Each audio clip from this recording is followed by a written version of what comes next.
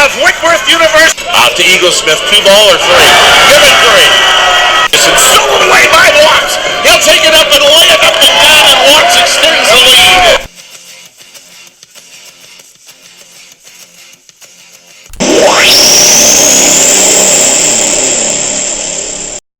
Bearcat Hoop audio series, Where Are They Now? We're back in school. Our Where Are They Now series, for those of you, if this is your first time, we bring back past players from the program and we get to catch up with them, obviously, which is fun for me to see what they're doing in their lives, their families, but more importantly, we get to find out how they've applied what they learned at Willamette and Bearcat Hoop and all the great things they're doing in their careers and out in the world. And we got a recent one, and this one is so cool because CJ Walker's with us, class of 2019, captain last year's team.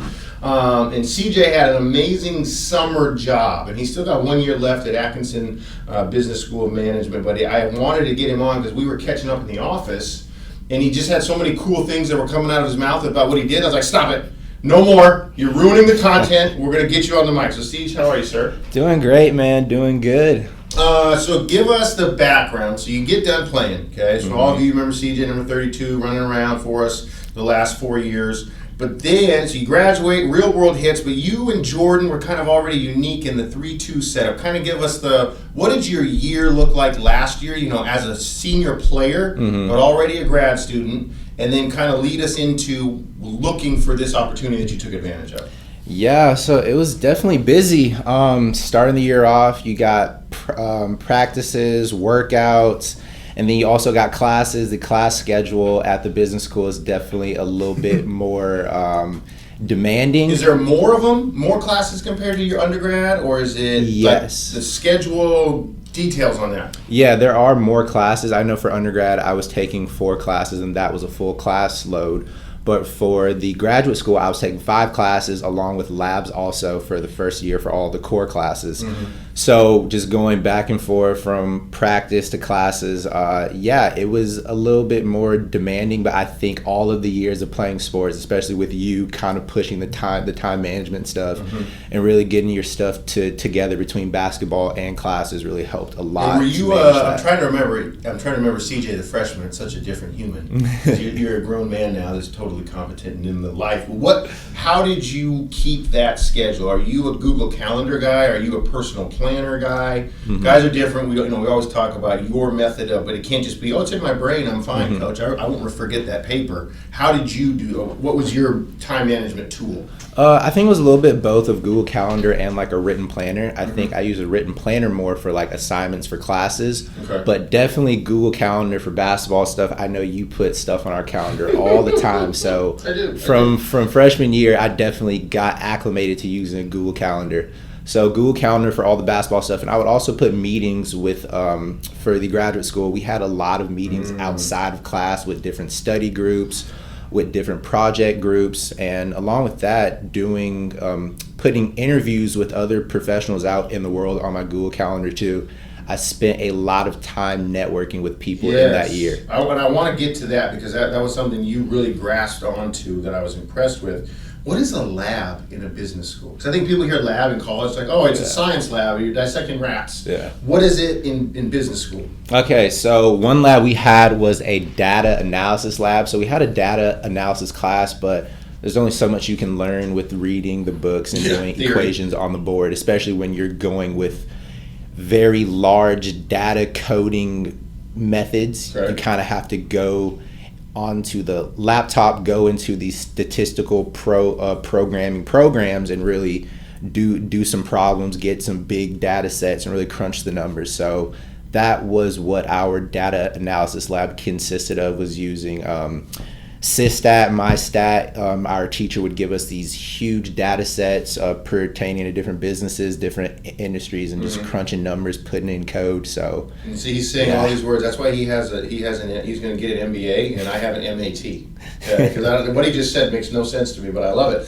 Okay, so talk to me. We went, and I know you've always been a guy with your eye towards the future. Whether it was how can I get better for the team, how can I get my classes lined up, how can I get started my career. When did you first get the networking bug? Because I know you did a lot of informationals last year, like just going to see people. Where'd that come from, and describe your process? Let's see. I think A lot of that came from, I know the summer going into business school, they had us do a lot of like summer little online classes and really getting us ready for when we do come into business school. And something that they really stressed was that, hey, go out, talk to people in the fields that you want to go into, network with these people, get to know what they do, what their journey to the point in their career was like, and try to understand them to help you understand what you want to do more in the future. So I think that's something that I really latched on to, me being the type of person who's always curious. Like, I like to talk to people. I like to know what people are thinking. And I just generally like just are interested in different people and their different perspectives throughout life. So I think last year when we went to the Nike campus to have a tour with some of the alumni from the basketball team, I think it was John Olinger and it was Brian Carter. Yes. So we were eating as a team and as a whole group after, and then Brian and John were just giving us a little talk about how they got to where they were, and they started talking about networking right then and there, and then it kind of just clicked for me right there. And if you remember, this is one of my favorite stories about you, because when Johnny O got up to leave, you asked him for his number. And some of them remember that, and some of the guys were like, "Oh, CJ," and Olinger was like, "Oh, really? Because he's going to get my number, and you're not." And he like kind of let him have it. It was awesome. It was a good moment for you, but also I think a life lesson for the other 18 guys in there. Like, if you don't, what do you say? The hungry mouth gets fed, or what do you say? Closed mouth doesn't get fed. Yes. But go ahead, keep going. Yeah, so I think right then and there, I saw him in a position being the global marketing director for Nike basketball, a position that I would love to be in one day. Yeah. And really having that connection with him, I thought, why not ask him for his email, his number, and get to talking with him outside of that experience and building a relationship with him. Also, him being an alumni from the basketball team too. So, I mean, with those opportunities like that, you just kind of got to take them. Yeah. So was that you when you kept finding? So was it LinkedIn contacts? Was it, hey, I sat down with this person and got another name? How did you keep building to your next one? I did this coffee. Now I got another one. How did you do that? I think it starts with one. I know for my connections that I built up at Nike after talking with John, having a great conversation with him, really just asking him towards the end, like, hey, who are some other people that you think would be really good for me to talk to? And he just connected me with a couple people from there, emailed them. He sent an email introduction of me to them, connected with those people. Went back up to the Nike campus, talked with them, and had them connect me with other people who were also within Nike, but also outside of Nike, after telling them like the fields that I'm really interested in, which are marketing, advertising, and a couple of the people actually connected me with some individuals who worked outside of Nike in Portland, who worked at different advertising agencies. And so that take me into this Wieden and Kennedy situation.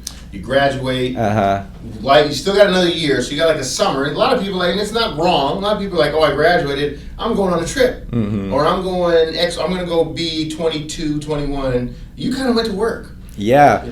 So the Wieden and Kennedy thing was actually a really interesting journey. So last summer I was doing social media marketing at Rudy's Steakhouse, and one of the servers that I worked with, one day we were just in the restaurant talking, was kind of slow and just talking about like, oh, what do you want to do after school?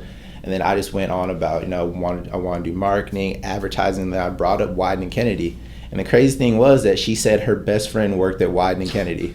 That's insane. Yeah, so a couple months passed, school was starting up, it's about September, and then I know the career management was always pushing us to like go out, talk to people, network with people. And I remember that conversation, and I knew that this upcoming summer I wanted to get that big corporate internship to really push me into the industry that I want to go into. So I remembered my conversation with that person at the restaurant. So luckily I followed them on Instagram, messaged them on Instagram and said, hey, you remember our conversation? Is there any way that you can put me in contact with your friend? And she was so willing and nice, gave me her friend's contact info, emailed her. Her friend that worked at Wieden and Kennedy got back to me super quick and set up an informational there, went in, Had a great conversation with her, asked her what she did there. She worked in the production department. Okay. And just asked her like what the company culture is like, what classes did she take in school, what was her major in college, just different things like that. Had a great conversation. Was that like your standard question list, or did you make this specific for her? Like, those are great questions. Yeah. How did you formulate it? I had a list of questions. I actually went online and kind of typed up like, hey, like what are the like top questions you should ask in an Smart. A little game plan. Yeah, so I took a list of about 10 questions and really brought that with me everywhere I went. So if I went blank, I always had something to refer back to, but most of the time it just turned into a conversation, which was really fun. And Wieden and Kennedy, well, first I want to go back when you were saying Rudy's Steakhouse that you did in between your junior and senior year playing. That's another Bearcat Hoop connection, right? The owner's Robbie Kunke, who's our all-time leader and assist here. But Wieden and Kennedy, and I'm biting this right off their website, Global Network, a global creative independent company based in was started in Portland. Yes. 1,400 people, 8 offices across the world. Like you weren't just in a mom and pop shop. No. You were Portland, Amsterdam, New York, Tokyo, London, Shanghai, Delhi, and Sao Paulo. I probably said that wrong. It's unbelievable. I remember you sent me pictures from this place, and it looked like a movie. And I think I had sent you earlier because one of my friends, Mike Schwab, works for Collie McVoy in Minneapolis, and his workspace was very modern. And then you sent me yours, and I was like, oh my God. Yeah. My office sucks. But anyway, go ahead. Keep going. But yeah, so after talking with the person I met at Wieden and Kennedy, her name is Alex Leonopoulos. She's great, friends with her still. I asked her if she could connect me with more people throughout the office. So she connected me with a couple people in HR, and same thing, sent an email, set up a time to drive up there and meet, and had another great conversation. And then at that point, I really let them know that, hey, looking for an internship here, really trying to get myself started in this industry, and just started asking questions like, what are the different departments here?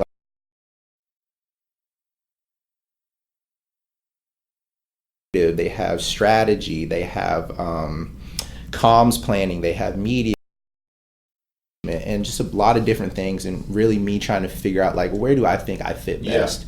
I gravitated towards strategy for sure.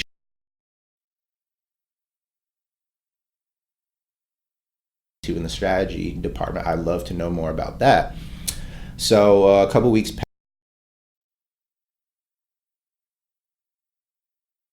the Samsung Facebook team, which later on when I got the internship was the team that I was actually working on.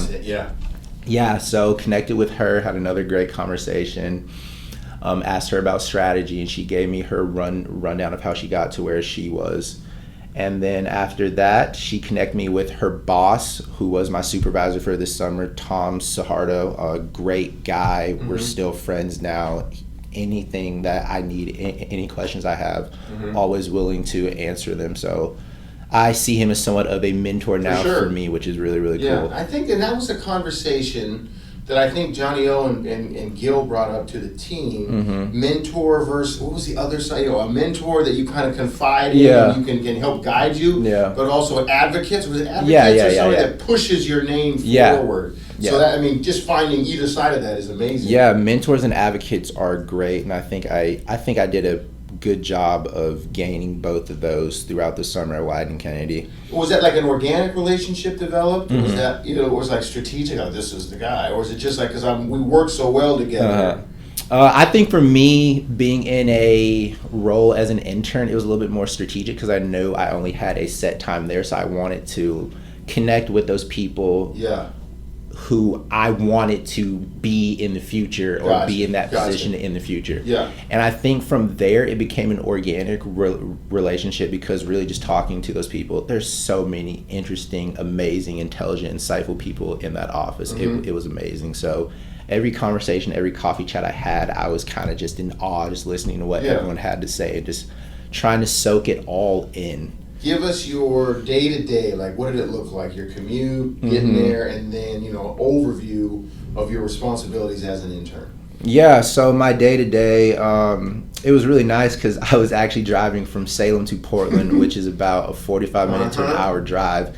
So it was nice because I didn't have to be at work till about between 9 and 9:30. So I kind of missed the traffic a little bit.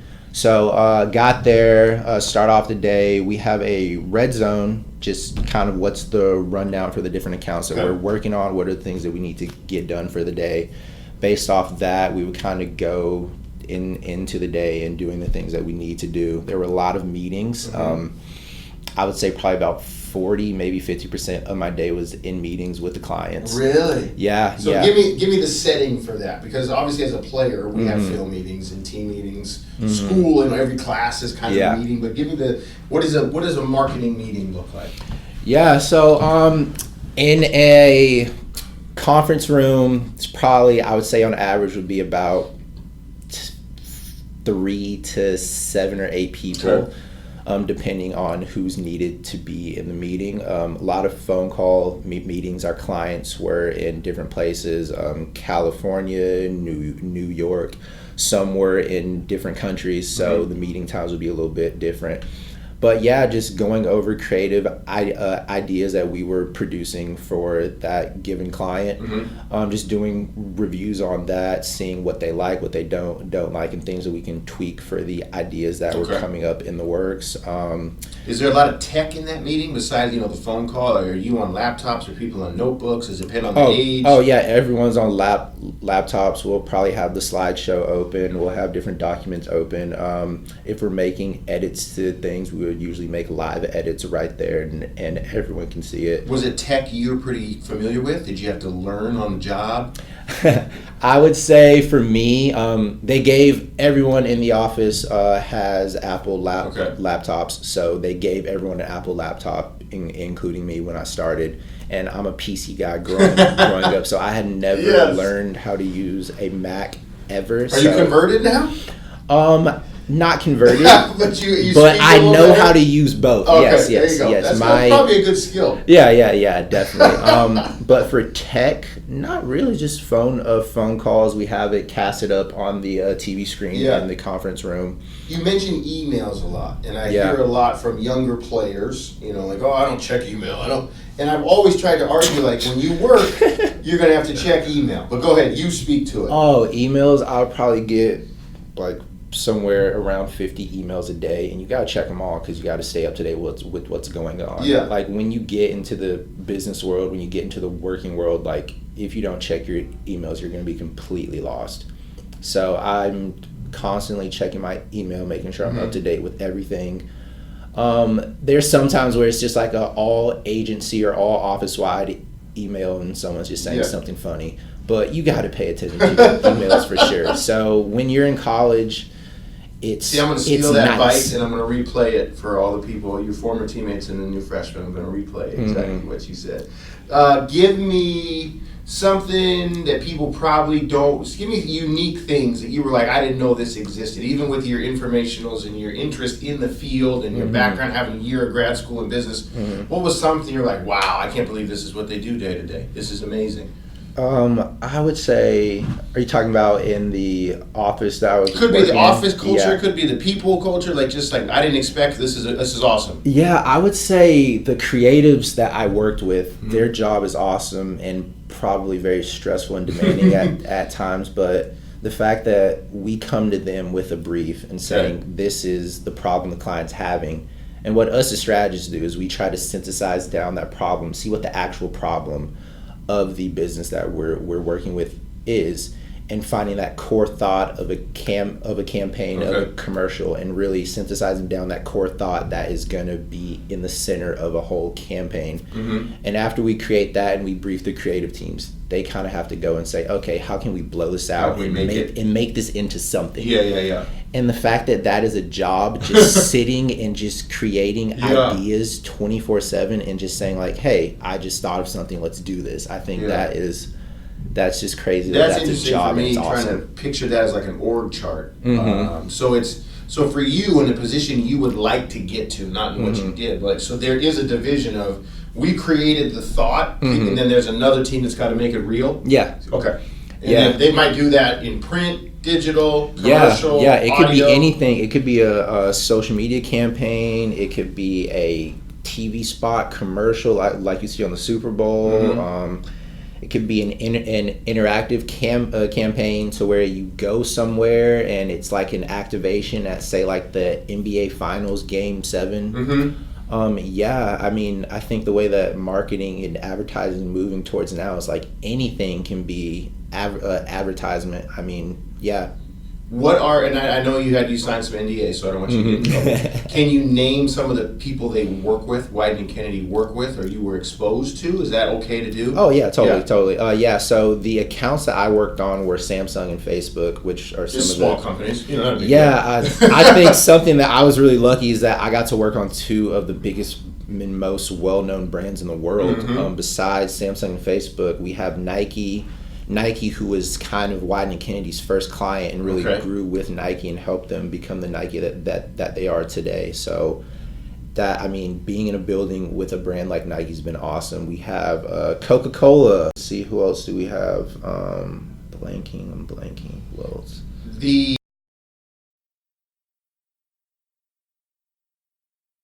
established where it's just maintenance of their current group, or are they always still hunting new clients or people pitches against other marketing companies? Oh yeah, definitely. Always in pitches. I think something for new business pitches. Okay. They are really in the trenches 24/7, just out there trying to get business for us. Yeah. And I think it's a little bit different because Wieden and Kennedy is one of the best, if not the best, creative advertising agency in the industry. So really having to stay on our toes and always pushing ourselves and going out and trying to find the best talent, like different perspectives of thinking. Yeah, just finding the best people out there, no matter who they are, no matter where they may be, and really helping the company be the best and stay on top. What skills did you bring that you felt like, man, I'm more prepared for this than I thought, based on, could be a class at business school, could be your history as an athlete on teams. What skills did you already possess, translate, and help you function at a high level? Yeah, I would say the critical thinking. I mean, classes at Willamette and really you pushing us in all the character development stuff that we did throughout the 4 years here, really pushing us to think deeper, really think meaningful thoughts about different topics really helped a lot, because as a strategist, we have to take in so much data pertaining to the business, to the metrics, to the ROIs of the business, and thinking about the customers, also the different data from the customers, and data from just overall culture. Like, how can we create something that's going to be culturally relevant? Humans are going to be into. Yeah. Gotcha. So synthesizing all of that data and really critically thinking about those, I think, helped me a lot in my job function as a strategist. What did you notice in the teams? Like you mentioned, like our team gets this. Is that a 7-person team? Is that 3? Is it a big group? Like, and then just that dynamic. Because I know people always associate the word team with sports. But there's teams in everything, right? My wife and I are a team. Right? Yeah. So go and talk about that. Yeah, in the working world, teamwork is everything. I know for me, I constantly worked in teams. So the way it goes is that, like, the client gives us a brief, it goes to the strategist. Strategists have to synthesize that brief. At the same time, we're talking with the media and communications planning team. At the same time, the account team is talking to us and going back and forth with the clients. And then when we have our idea ready, we brief the creative teams, which we're constantly in talks with them back and forth to make sure the strategy is still intact with the creative output and the piece of creative that we're making. And after that's done, and after everything with that is approved by the clients, then it goes into production and back and forth between the clients. And these different floors, or is everybody side by side? What's the physical layout of this? Yeah, the physical layout is we're kind of in different floors in a different pod. So the way it works is that we have, so for a Samsung and Facebook, we have our account team, strategists, creatives, our comms planning team, and our brand management team. We all sit together. Okay. So the way we like to think of it is that, like, we have our mini agencies for our different clients within our larger agency. So we're sitting in teams for our specific accounts. So we're constantly talking back and forth, turning around in our best, just saying stuff, throwing ideas out there. So I think that was really helpful for me, especially growing up in sports and being on teams my whole life, that Yeah. teamwork aspect is very important when you get into the working world. Did you notice a background, and it was hard, I mean, I know you were just there for a summer to meet, everybody's impossible, but did you notice a theme of sports backgrounded people, sports interested people? Was it vast variety? What'd you notice? That's a good one, because all the people I talk to a lot of people, make connections with a good amount of people, and they always said that whenever they hire people with a sports background, they tend to kind of thrive a little bit more in that team setting. Mm-hmm. So I think that was really encouraging for me. Room, like a lot. No, totally. It totally is. Is. So yeah, a lot of the higher ups and the managers, executives actually do say that people who were on sports teams and who worked previously in teams do perform better. What is next for you? I mean, you got to get you got to finish here, but then is this okay? This is going to be my slingshot. This experience, finding another one of those experiences. Is it typical for an intern to just launch into a job? We'll talk about what's next for CJ as we wrap up. Yeah, what's next for me? I think knowing that I'm going to be done with business school next May, really going to start going out and talking to more people and applying for jobs as early as late December of this year, maybe early January. Is that typical in the industry? Like, hey, I'm going to finish my MBA and I can start. Yeah. Okay. Yeah. So going out, connecting with more people, talking to the people that I've already connected with, seeing who they know at different agencies, at different companies. Would love to work for Nike, Adidas. There's tons of agencies on the West Coast in Los Angeles, Seattle, Portland, San Francisco, and just really connecting with those people and just trying to put my best foot forward. I'm really excited for the future. I think getting my starting point at Wieden and Kennedy was a really great starting point. There's a lot of well-connected people in the office, and the people I came in contact with are really willing to help me, which was awesome. And it seems like that has got to be helpful, so you're not just a piece of paper now, too. Yeah. You're not just theory. With the MBA is great, it's awesome, but you've actually done some of the real work. Yeah. The fact that I can say, like, I've worked on this campaign, I've worked on this national campaign that's running on TV is really awesome. Like, I even made a website because I saw that a lot of my colleagues and a lot of the people that I'm competing against in the job market have websites. So I thought, hey, I should probably make a website too to showcase my work, because in marketing and advertising, I think it's really hard to talk about the things that you've done. I think it's way easier. It's like, hey, let's go to my website and show you the things that we created. I think it translates better. So, yeah. Fantastic, man. CJ Walker, class of 2019, on to bigger and better things from Bearcat Hoop, and hopefully he can run a recruiting campaign for Coach Kip at some point. Thanks, bud. Appreciate you. Thanks.